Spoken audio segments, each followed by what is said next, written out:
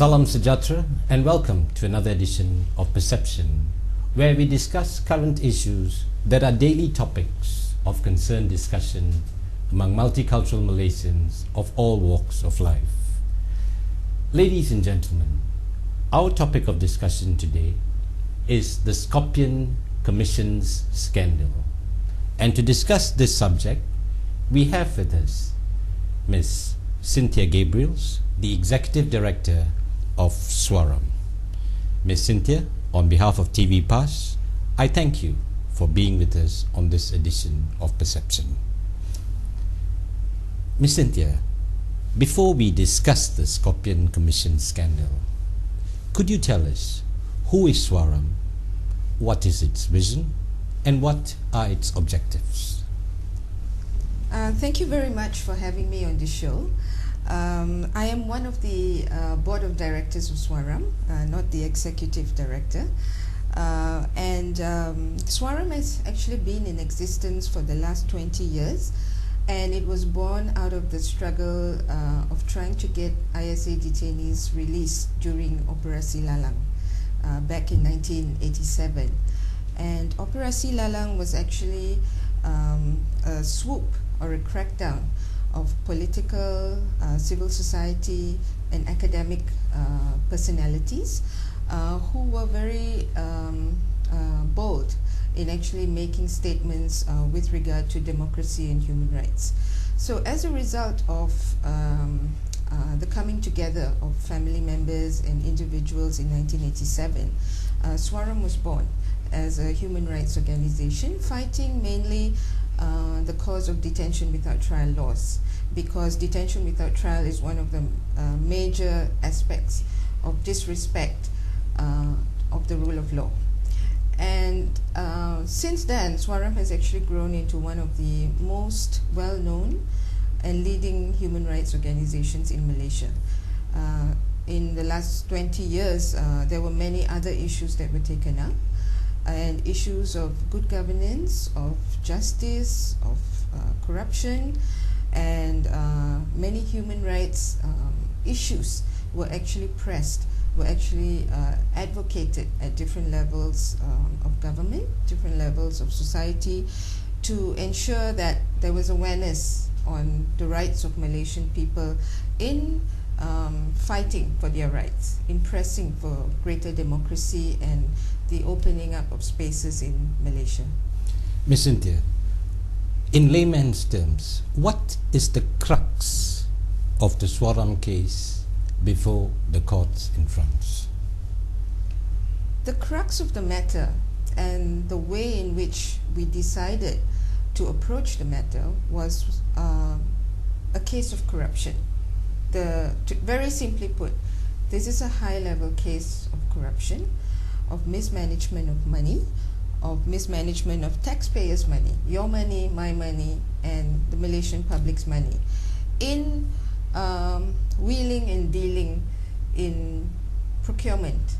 And in this case, it was arms procurement, which is a very closed subject because it is linked with national security issues, and we know nothing about it. Even in Parliament, there is no select committee, there is no white paper, there is nothing that actually discusses national security strategies. So we took it as a matter of corrupt practice, and it actually involved some very key high-level personalities in government. So Swaram has been monitoring not just the cases of arms procurement, but cases of mismanagement and poor governance in many aspects, not just this thing. Ms. Cynthia, were there any hurdles that Swaram had to overcome in filing this case in the French court? Oh, there were many hurdles. But maybe I should go back to actually explaining the motivations on our part on why we had decided to file a case, because it's not something that happens every day. It's not something which is normal in the workings of a human rights organization. So we have, because the case of Altan Tuya's death, the Mongolian model who was actually brutally killed in this case, there was a lot of publicity, a lot of writings, a lot of criticisms towards the government with regard to this, and a complete lack of answers that would make a logical pattern and to fit the jigsaw puzzle of trying to get information on this. So we were monitoring the case of arms procurement, not just of Scorpenes, but in general. And we found that because this case was receiving extra attention, and there were so many questions asked in Parliament that was not at all receiving answers that were needed to actually satisfy the quest for information among parliamentarians and among Malaysians. We found that there was one particular element in the case that was particularly disturbing, and that was the amount of money which was paid out to this company called Perimeca. According to the Malaysian government, when asked in Parliament by some of the opposition parliamentarians like Tian Chua, William Leong, Sivarasa, Nurul Izzah, etc., the answers that were given to the parliamentarians were that these were money that was paid out to this company for training and support services in commissions. And they wanted to leave it at that. But it was very strange when we did our investigations that Perimeca was a company that was registered after the purchase was made. The purchase was made in 2002.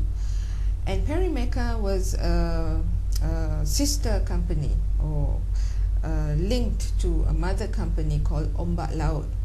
And we found that in our investigations that Ombak Laut, one of the major directors was the wife of Abdul Razak Baginda. And Abdul Razak Baginda was closely linked and in fact charged and tried in court for the death of Altan Tuya Sharibu. So there you go. The link between Altan Tuya and the commissions which were paid out to Perimeca were a family affair. Abdul Razak Baginda's wife was the director of Perimeca. And what was even more amazing was that these commissions that were paid out to a company that was actually returning losses when we discovered that their financial statements were returning losses in quite serious deficit amounts, running into millions of ringgit and so on. And so what actually motivated us was the fact that we smelled a rat, okay? And at the same time, Swaram is actually a member of the International Federation for Human Rights, which is one of the global organizations that work on human rights, and they are based in France. And I was elected into the international board of the FIDH since 2006 to 2010.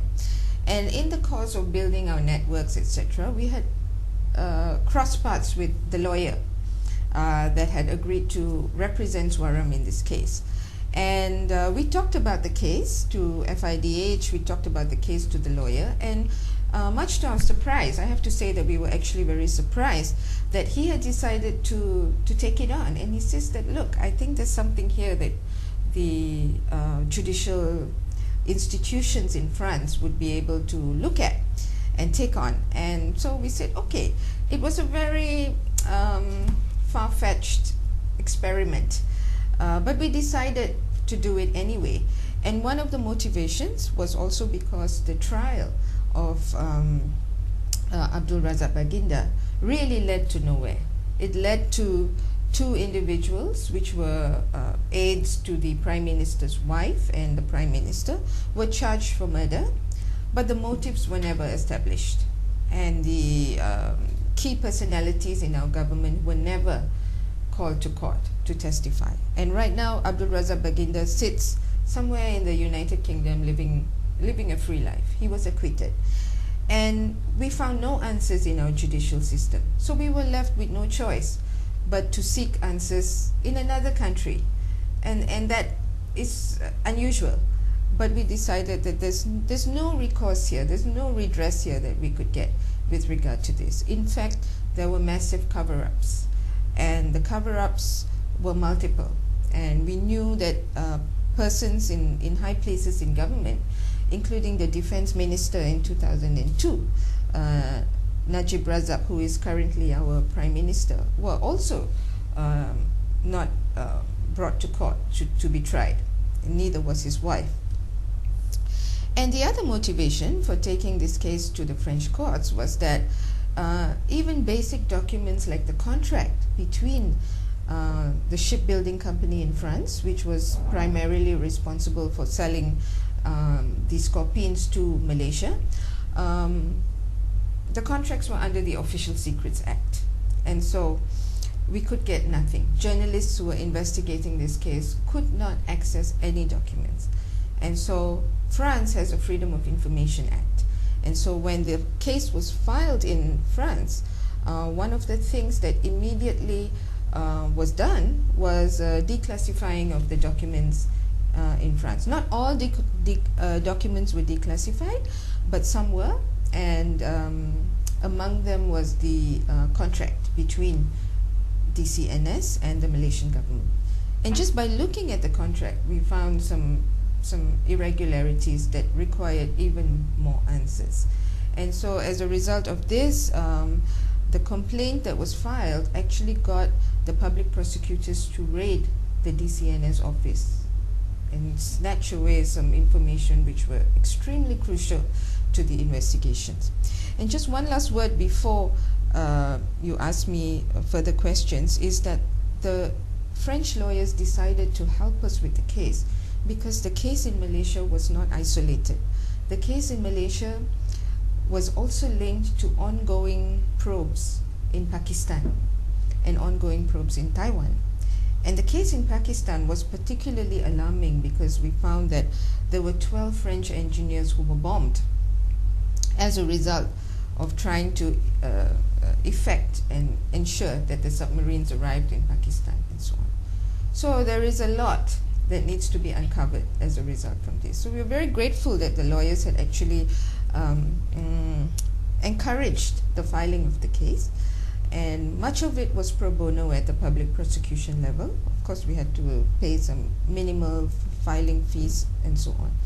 And what happens next is that the case will actually go on to the open court level, which is the next level of the judicial system.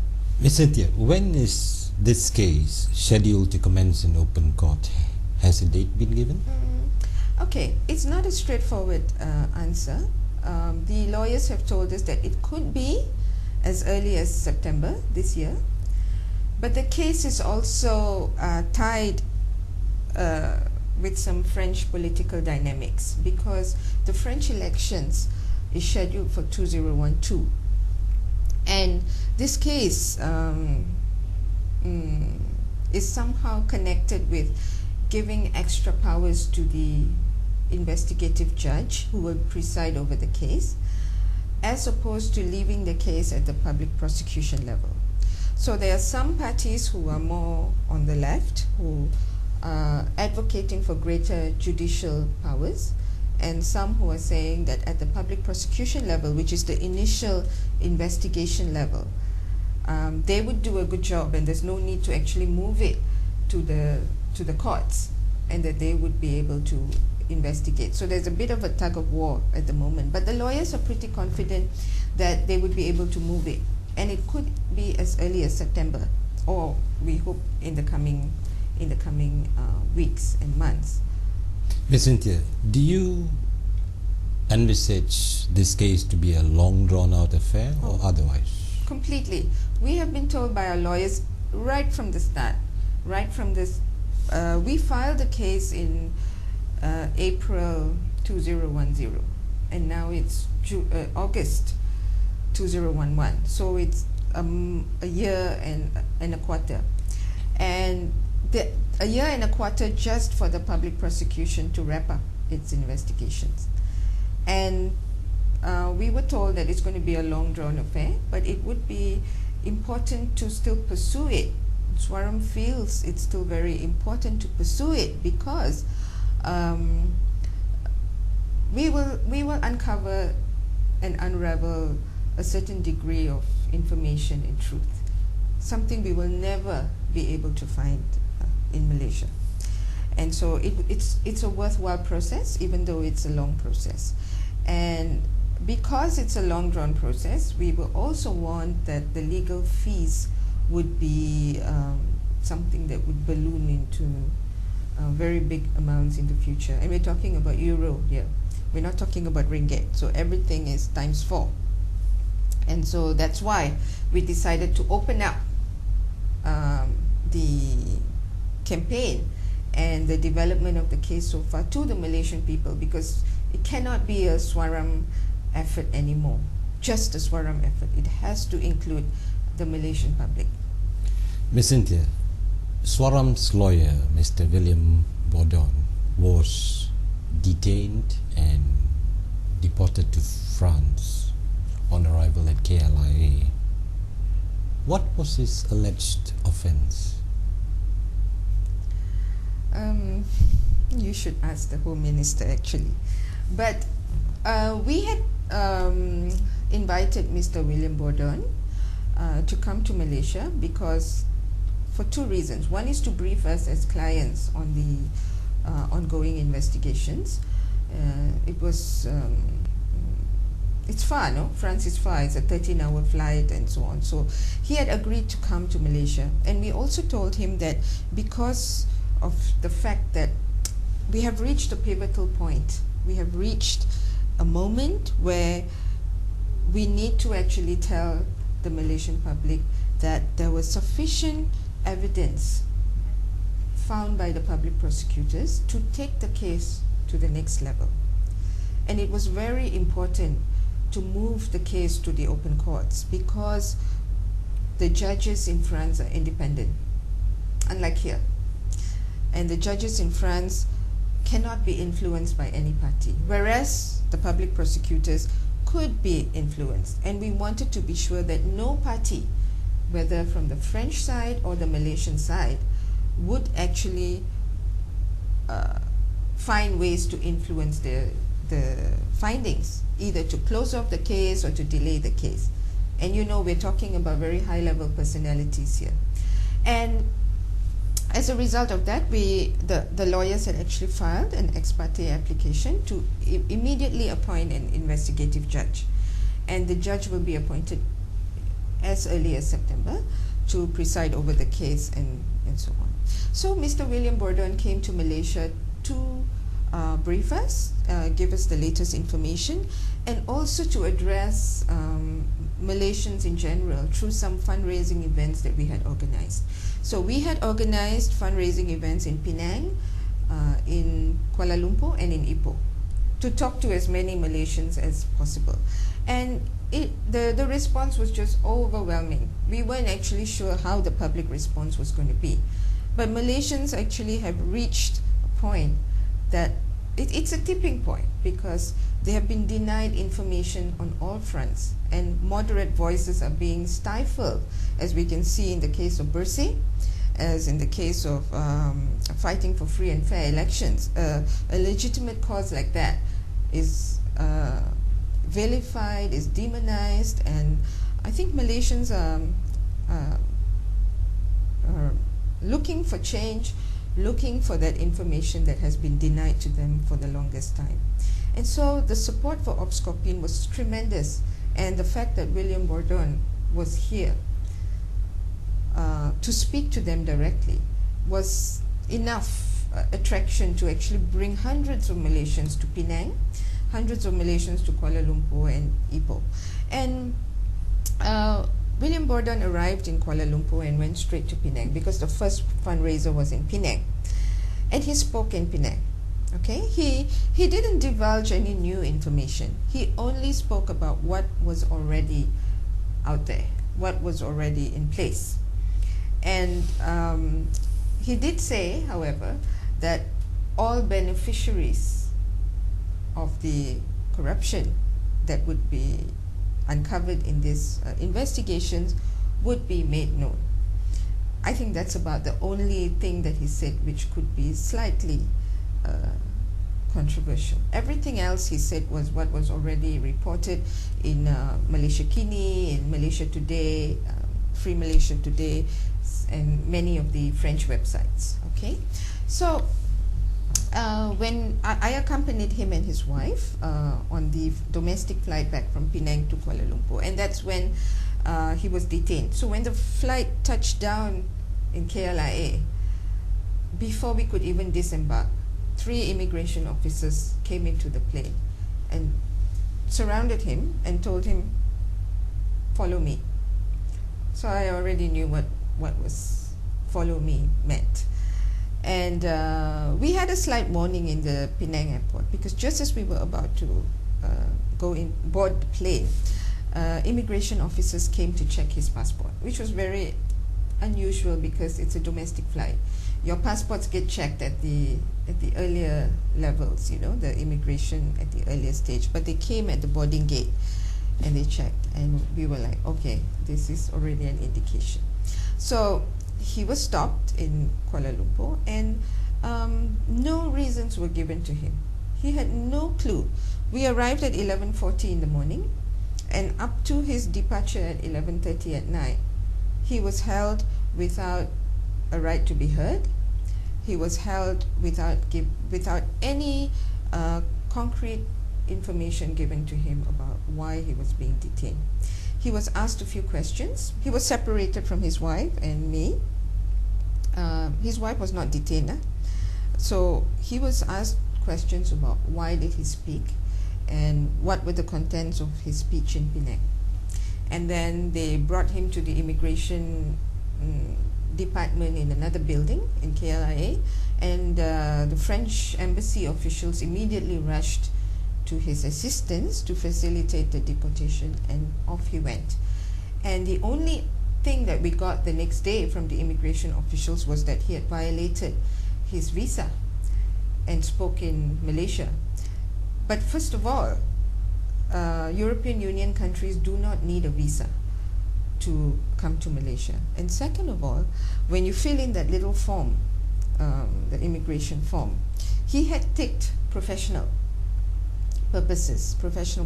So he had not violated his tourist visa at all, as was mentioned by the Home Minister. If you ask Waram, there's actually no information that was given on William Borden's deportation. He was unceremoniously kicked out of the country, and we believe it's because the Prime Minister had rushed back from his holidays and vacation in Vatican and in Rome. After his visit to Vatican, was holidaying in Rome. He immediately rushed back, and apparently the decision was made to get him booted out of the country as soon as possible, because he knew too much, because he had a lot of information in his hands, and they were paranoid at what could possibly transpire. So off he went. And it seems like it's one of the biggest mistakes that the Malaysian government has made. Continuous mistakes that the Malaysian government is making. And right after Bersih, when they had already alienated themselves from the Malaysian public at the way they had vilified and treated moderate citizens who were calling for free and fair elections. So here they had actually deported a lawyer, a very renowned French lawyer, because he had actually taken up cases against General Pinochet in Chile, the Rwandan genocide in Africa. So he's no ordinary lawyer. He's a very, very well-known human rights personality globally. And by doing that, he had actually alarmed the French media and the French government. So when he went back to Paris and when he arrived, there were so many media waiting for him at the airport.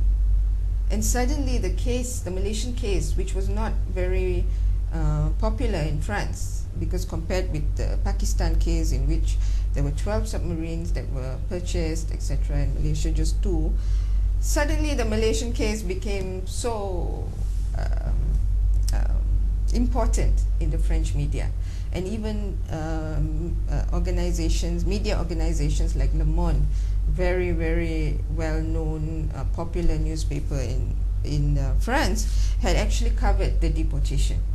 So what the Najib administration had done was to shoot themselves in the foot again, because now all Malaysians are actually asking, do you really have something to hide by deporting William Borden? What are the skeletons in the closet? What are the secrets that needs to be unraveled as a result of this action? Ms. Cynthia, we'll take a short break now. To our respective audience, we trust you will be our discussion Scorpene Commission scandal with Ms. Cynthia Gabriels, Director of SWARA.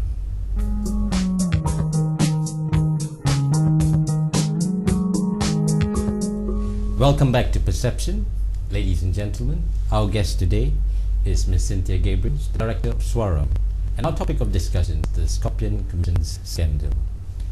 Ms. Cynthia, based on what Mr. Borden's revealed in Penang, would PM Najib, being the defense minister at the time of the Scorpene transaction, be summoned to appear in front of the French court?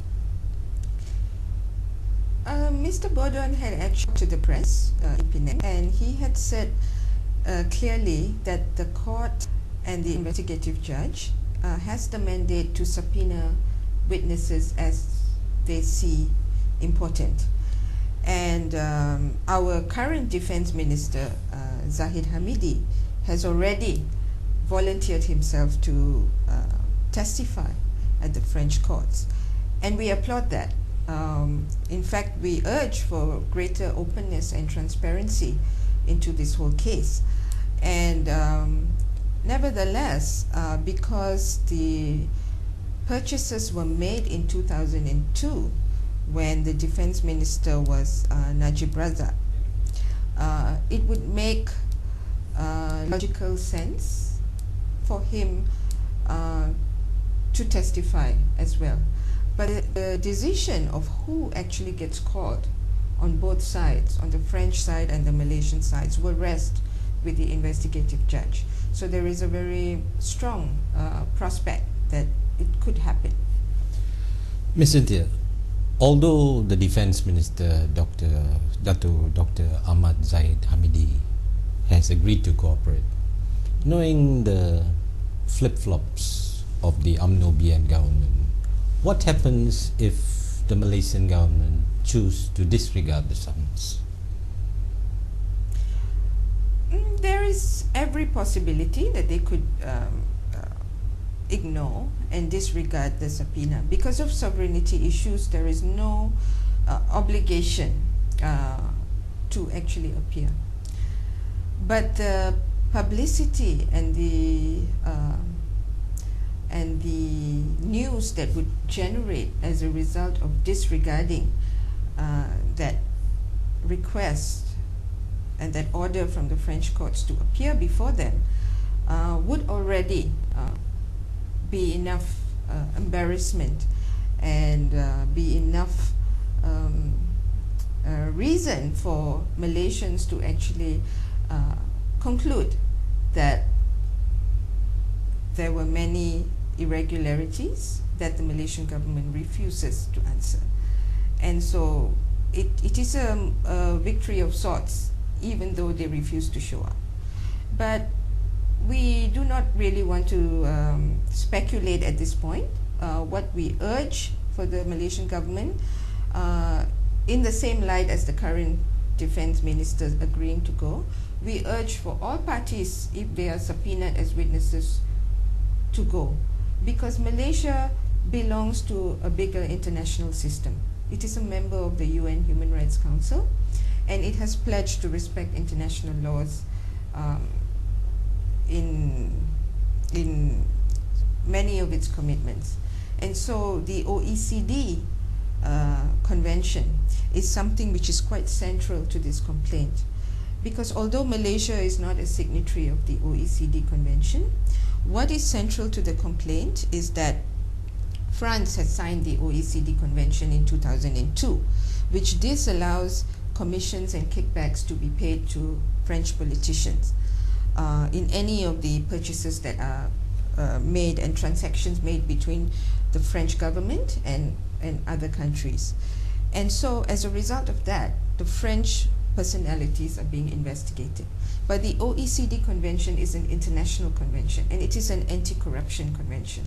And if the Malaysian government speaks about anti-corruption measures and talks about the need to eradicate corruption at all levels in our country, then there is every reason for them to actually support the need to uphold the OECD convention and to uphold the fact that corrupt practices should not be encouraged or should not be allowed to even take place between governments when it comes to transactions, especially in very secret dealings such as arms procurement. So we urge the Malaysian government to cooperate fully in the judicial investigations in France. Ms. Cynthia, are international media reports sensationalizing this case, or is it true that up to 3 commissions totaling in excess of 500 million ringgit has been paid on this Scorpene transaction? Well, as a result of the preliminary probe at the public prosecution level, 2 more commissions were discovered, one amounting to 30 million euro and another one amounting to a smaller amount of 2.5 million euros. Now, the recipients of those are still being investigated. It's not clear who received it, but what is clear is that DCNS had paid out these commissions in order to effect the transactions of the submarines between Malaysia and France. And in total, the amount of 114.9 million euro paid to Perimeca alone amounts to about 540 million ringgit. Depends on the currency that you're looking at. And so in addition to this, the amounts of money which were paid out were even more. And so what is even more scandalous is that in the recent parliament sitting, the Defense Ministry, MINDEF, had actually requested for an additional 500 million ringgit for maintenance fees of the submarine. Now the basic question we want to ask is, why weren't these things included in the budget? If the submarines were bought in 2002 and it's now 2011, why weren't the maintenance costs actually incorporated into the budget? And was it in the contract of purchase that was actually made between DCNS? So we believe that there is a deliberate action on the part of the Malaysian government not to reveal the full costs of the purchase of the submarines to Malaysians, because it's exorbitant, and now we are stuck with the 2 submarines. We now have to allocate an additional 500 million for maintenance fees alone, and this does not even include the missiles and the bullets that are actually needed to get the submarine fully equipped as weapons and as ammunition to keep us protected in the event of warfare. And the missiles aren't even going to reach us until 2013. So it's actually a very ridiculous tale. And these commissions that were actually paid out there were no answers given to us at the Malaysian side, but it was something that was discovered on the French side. And what was also discovered was that in order to circumvent the OECD convention, the French DCNS company had actually hired a consultant company in Malta, a small Mediterranean country, to effect payments through a company called GIFEN. GIFEN is spelled G-I-F-E-N. And GIFEN had actually paid out these commissions in the name of DCNS in order to avoid the OECD convention signed by France. And interestingly, in the records of GFN, they had also found air ticket invoices of Abdul Razak Baginda and Altantuya flying to Macau and flying to Hong Kong and possibly other destinations.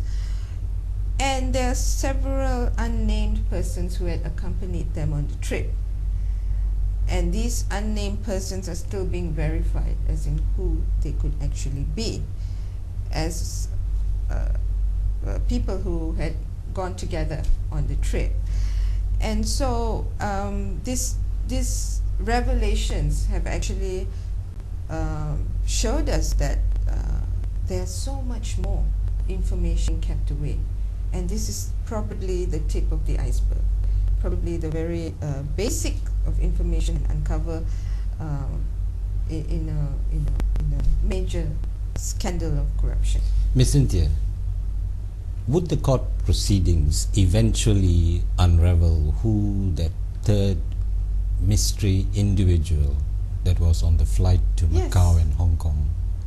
Definitely. The mystery individuals will be unraveled. The investigations are going on, and their names are being verified, and the proof of purchase of tickets are being consolidated. So we wait anxiously for that, because information that could be disclosed could be explosive and could have very, very severe implications for the political landscape in our country, for the coming general elections, and for democracy at large for Malaysia. Ms. Cynthia, how important is this Macau and Hong Kong trip to the case? I think these Macau and Hong Kong trips are very important because it shows the extent of the abuse of government administrative action. It shows the abuse of Malaysian and French taxpayers' money. It shows how people at high levels have actually abused their power in going for vacations, going for holidays, in the name of procurement, in the name of national security of our country. And even though these are trips in which objectives are yet to be properly ascertained, there seem to be no rational reason why a trip to Hong Kong needs to be effected or why a trip to Macau needs to be made, unless they were going to a casino or something like that. But to answer your question, it is very, very important because it is a demonstration of the abuse of power. Ms. Cynthia, is it not strange that this case is making international headlines, but not so in the Malaysian mainstream print and electronic media? Could you care to comment? It's definitely unusual, but at the same time, it's not surprising because our Malaysian mainstream media are completely controlled by the government of the day or corporate people who are very close to the government. And this is one story and one scandal that they would really like to put the lid on. But Swaram will never let this issue die. They may deport William Borden, they would kill Altantuya, they would harass and violate the rights of Swaram and other Malaysians. But the case goes on, and we are there to actually seek the truth and unravel the details of the corruption scandal. And that will go on. And as long as the international media and the alternative media in Malaysia pick up the story, sooner or later the mainstream media will have no choice. They would be cornered into a situation where they will have no choice but to report on it. Ms. Cynthia, how would the findings that would come out in open court impact on the UMNO-BN government, very especially PM Najib? Well, as I said just now, the implications of the case are extremely serious because the kickbacks and the retrocommission trails actually is being investigated and tied to some very key personalities, including the defense minister at that time. So it has very major implications on his integrity, on his ability to lead the country, and it has extremely serious implications on the way in which the general elections could unfold, and the choices that Malaysians need to make to put in place governance which is based on justice, which is based on competency and accountability. Ms. Cynthia, what has been the response to Swaram's recently launched Scorpene to finance this case in France? You mean the response from the Malaysian public? Yes. As I said earlier, we were very, very uncertain about what the response would be. Of course, there were interested individuals calling, writing emails, etc.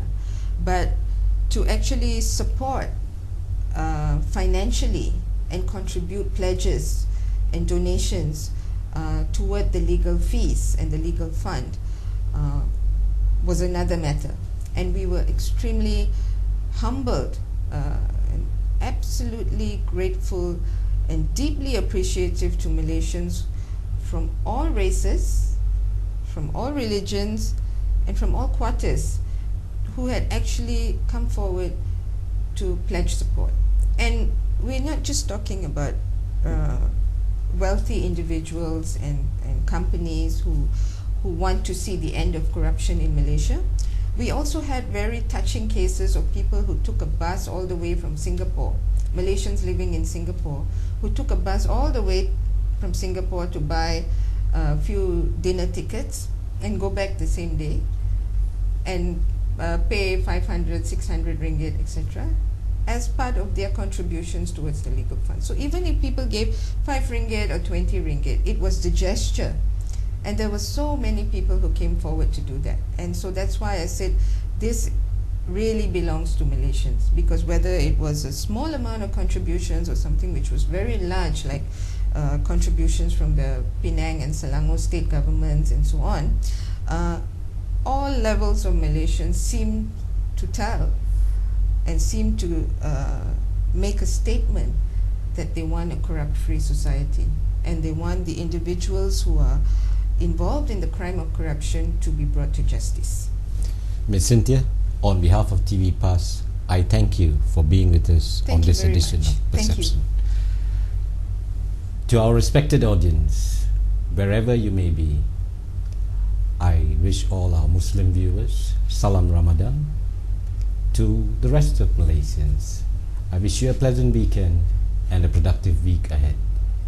On behalf of the production crew of Perception, until we meet again next week, I wish all Malaysians Hidup Rakyat, Hidup Pakatan Raya.